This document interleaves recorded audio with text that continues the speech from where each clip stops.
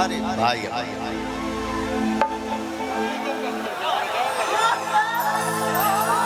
आज बड़ा ले लद्दाख में टोपी पहनने बड़ा। कुछ बोलना चाहते हैं आप? नमस्ते।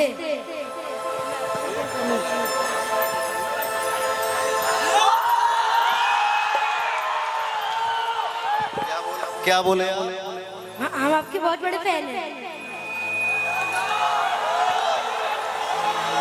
मैं आपका फैन हूँ, मैं आपका भाई हूँ, मैं आपका चाचा हूँ।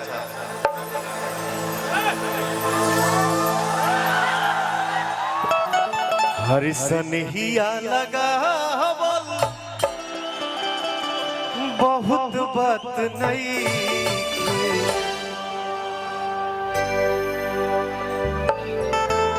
कहो।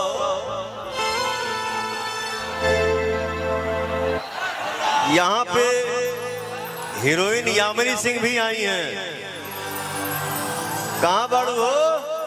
आई जी यामिनी जी, आई जी यामिनी जी।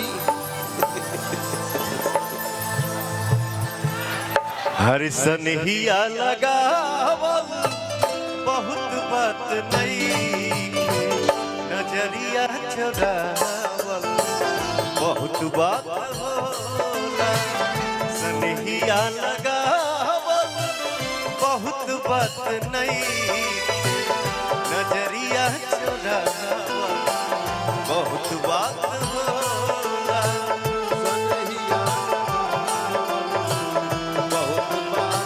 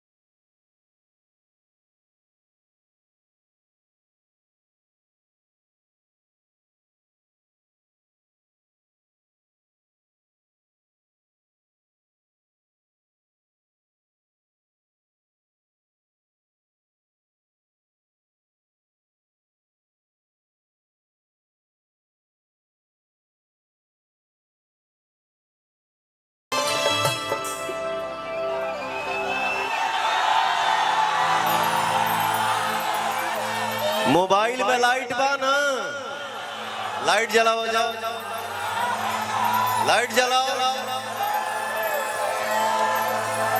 अभी सब लोग नहीं जरा बोले, बाकी तो कुछ लोग जरा बोलो। देखी देखी हमके अब तक हंसता जमाना पागल समान होते भैनी दीवाना।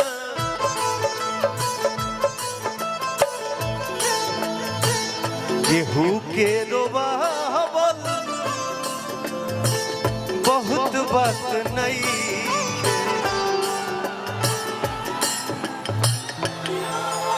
तनी हरो लाइटवा जला दे जाओ भैया।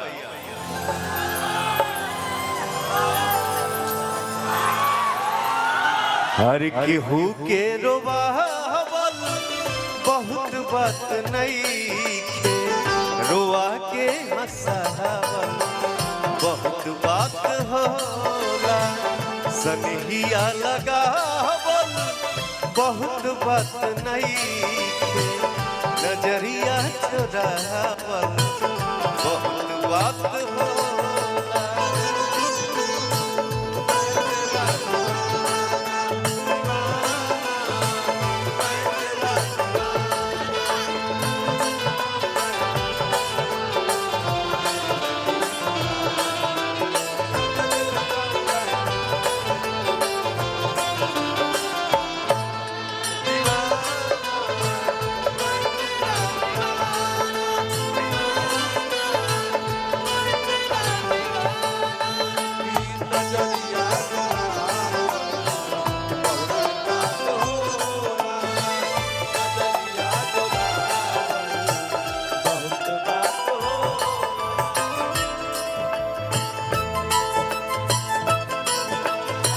लाई के सने तू चली गईलू जब से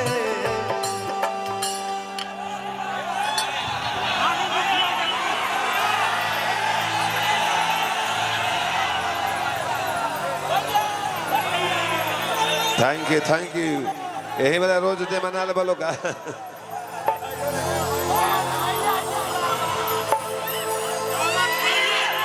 काहे के मंचवा पे के फूलवा उखाड़ा तरह से रे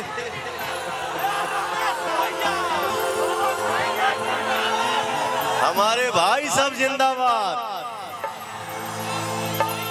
लाई के सने जूता अरे चल गइलू जब से सूरज के घाम हम देखनी न तब से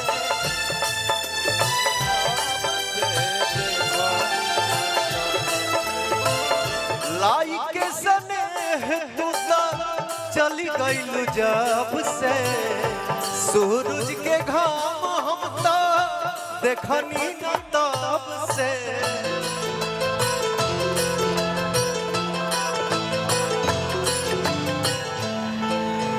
हरे असरा धरा बोल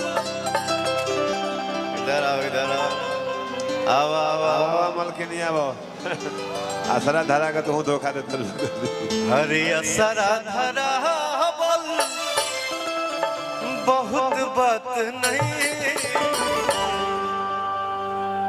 असरा धरा बोल बहुत बात नहीं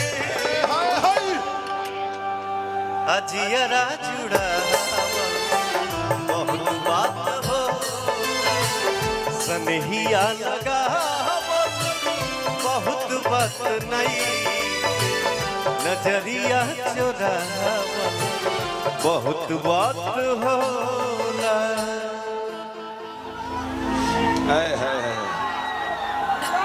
हे धरती फाटक के आसमान में उड़ जाए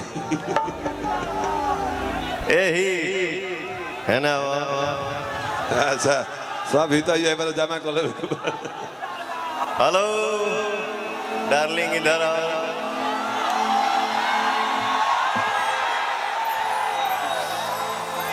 तुम्हारी हंसी बहुत प्यारी है